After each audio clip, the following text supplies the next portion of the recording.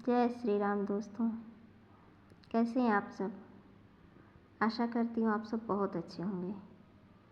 दोस्तों, आज मैं एकादशी के बारे में कुछ जानकारी दूंगी। एकादशी का व्रत तो बहुत लोग करते हैं दोस्तों, और करना भी चाहिए। ये तो भगवान श्री विष्णु को बहुत अधिक प्रिय है। किंतु एकादशी के व्रत में कुछ नियमों का पालन करना बहुत ज़रूरी होता है। दोस्तों, दशमी युक्त जो एकादशी होती है उसका व्रत नहीं करना चाहिए। ये पद्म पुराण में लिखा गया है। दूसरे दिन की जो एकादशी हो, भले उसमें थोड़ा ही एकादशी हो और फिर द्वादशी हो, वो व्रत कर लेना चाहिए, किंतु दशमी युक्त एकादशी नहीं करना चाहिए। दोस्तों, ये पद्म पुराण में लिखा गया है। मैंने पढ़ा था तो सोचा मैं आपको भी बताऊं। आइए, मैं एकादशी की विधि और किस देवता की पूजा की जाती है, सारी चीज़ें पद्म पुराण के माध्यम से बताऊंगी। और एकादशी में रात्रि जागरण का भी बहुत महत्व है। इसलिए दोस्तों, अगर आप एकादशी रहते हैं तो प्रयत्न करिए कि रात्रि जागरण करें, भगवान का नाम कीर्तन करते हुए। आइए, मैं सारी चीज़ें कथा के माध्यम से बताती हूँ।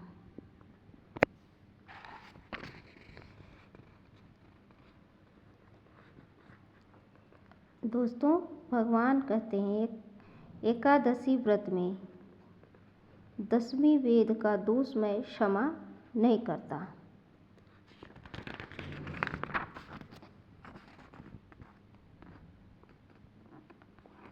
ऐसा जानकर दशमी युक्त एकादशी का व्रत नहीं करना चाहिए। उसे करने से करोड़ों जन्मों के किए हुए पुण्य तथा संतान का नाश होता है। वह पुरुष अपने वंश को स्वर्ग से गिराता है और रौरव आदि नरकों में पहुंचाता है। इसलिए दोस्तों, दशमी युक्त एकादशी नहीं करना चाहिए।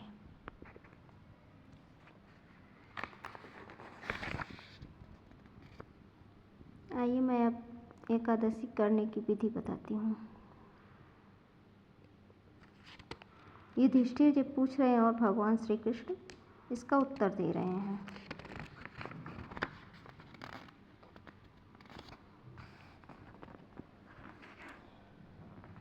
एकादशी व्रत का पालन करने वाला शुद्ध चित्त पुरुष दशमी को सदा एक भुक्त रहे अथवा शौच संतोषादि नियमों के पालन पूर्वक नक्त व्रत के स्वरूप को जानकर उसके अनुसार एक बार भोजन करें।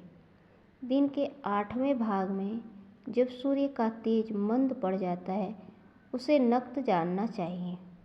रात को भोजन करना नक्त नहीं है। गृहस्थ के लिए तारों के दिखाई देने पर नक्त भोजन का विधान है, और सन्यासी के लिए दिन के 8वें भाग में, क्योंकि उसके लिए रात में भोजन करना निषेध है। कुंती नंदन, दशमी की रात व्यतीत होने पर एकादशी को पुनः प्रातःकाल व्रत करने वाला पुरुष व्रत का नियम ग्रहण करे और सवेरे तथा मध्याह्न को पवित्रता के लिए स्नान करे। कुएं का स्नान निम्न श्रेणी का है। बावली में स्नान करना मध्यम, पोखरे में उत्तम तथा नदी में उससे भी उत्तम माना गया है। जहाँ जल में खड़ा होने पर जल जंतुओं को पीड़ा होती हो, वहाँ स्नान करने पर पाप और पुण्य बराबर होता है। यदि जल को छानकर शुद्ध कर ले तो घर पर भी स्नान करना उत्तम माना गया है। इसलिए पांडव श्रेष्ठ घर पर उक्त विधि से स्नान करें। स्नान के पहले निम्नांकित मंत्र पढ़कर शरीर में मृत्तिका लगा लें। मृत्तिका लगाने का मंत्र इस प्रकार है: अश्वक्रांते रथक्रांते विष्णुक्रांते वसुंधरे मृत्तिके हर में पापम यन्मया पूर्वसंचितम। वसुंधरे, तुम्हारे संग ऊपर अश्व और रथ चला करते हैं।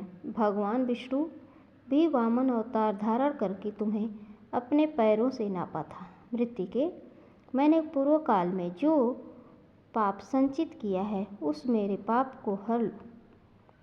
व्रती पुरुष को चाहिए कि वह एक चित्त और दृढ़ संकल्प होकर क्रोध तथा लोभ का परित्याग करे।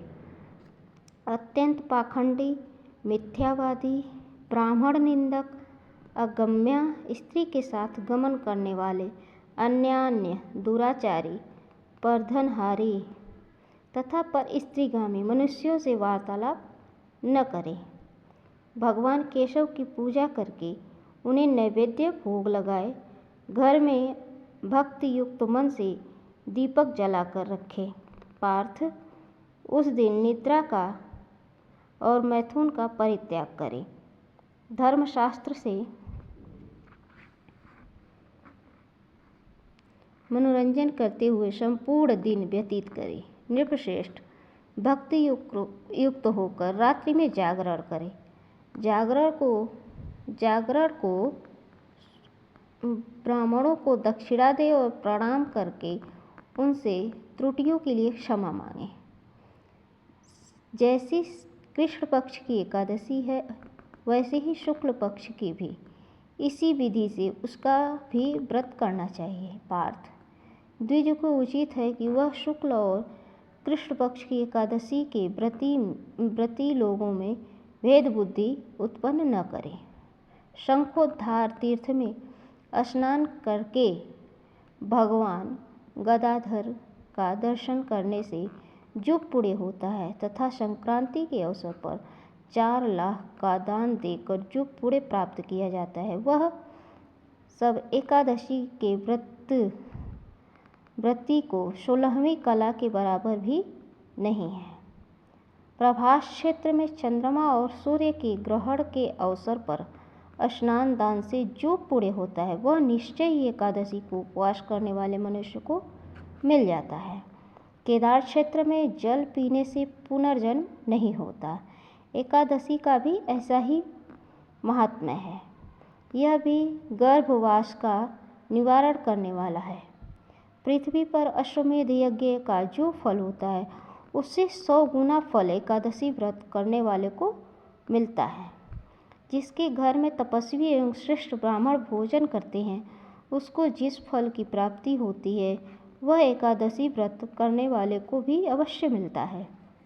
वेदांगों के पारगामी विद्वान ब्राह्मण को सहस्त्र गोदान करने से जो पुण्य होता है उससे 100 गुना पुण्य एकादशी व्रत करने वाले को प्राप्त होता है। इस प्रकार व्रती को वह पुण्य प्राप्त होता है जो देवताओं के लिए भी दुर्लभ है। रात को भोजन कर लेने से उससे आधा पुण्य प्राप्त होता है तथा दिन में एक बार भोजन करने से देहधारियों को नक्त भोजन का आधा फल मिलता है। जीव जब तक भगवान विष्णु के प्रिय दिवस एकादशी को उपवास नहीं करता तभी तक तीर्थ, दान और नियम अपने महत्व की गर्जना करते हैं। इसलिए पांडव श्रेष्ठ, तुम इस व्रत का अनुष्ठान करो। कुंती नंदन, यह गोपनीय एवं उत्तम व्रत है जिसका मैंने तुमसे वर्णन किया है। हजारों यज्ञों का अनुष्ठान भी एकादशी व्रत की तुलना नहीं कर सकता। बोलिए श्री वृंदावन बिहारी लाल की जय। दोस्तों, आशा करती हूँ आपको ये वीडियो अच्छी लगेगी। आप लास्ट तक ज़रूर देखिएगा। धन्यवाद। मिलते हैं अगले वीडियो में।